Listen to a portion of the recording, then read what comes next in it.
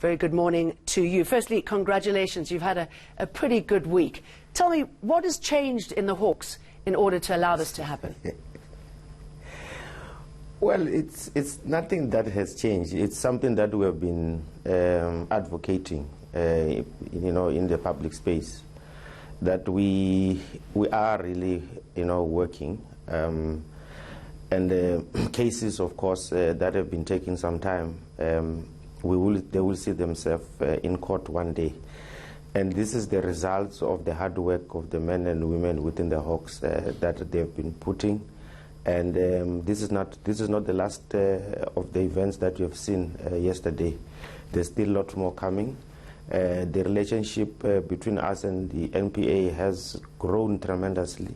There is good cooperation between the two organizations, and you can see that once you have that synergy, things start moving very swiftly. And also being allowed to do your job. Of course, there's been a lot that was being said, that we have been captured, cases are not moving, and it's true. There were instances where you would see that things were not moving the way you would intend them to move. But the new ethos, the new management of General Libya has changed things a lot, and I'm sure you will be seeing a lot of this arrest as the time goes on.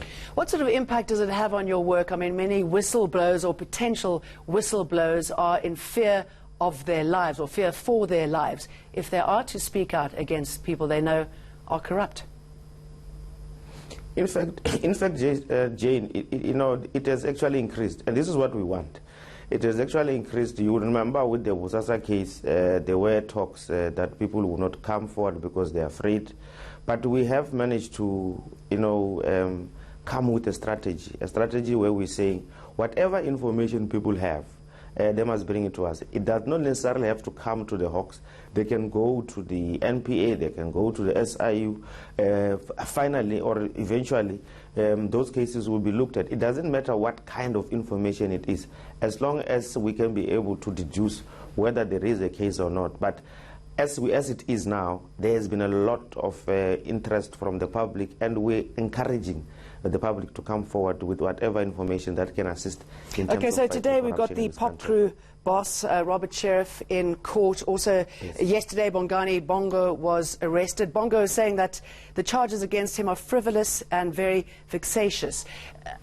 Are you concerned that the charges against him in particular are not strong enough in order to get him to where you want to see him?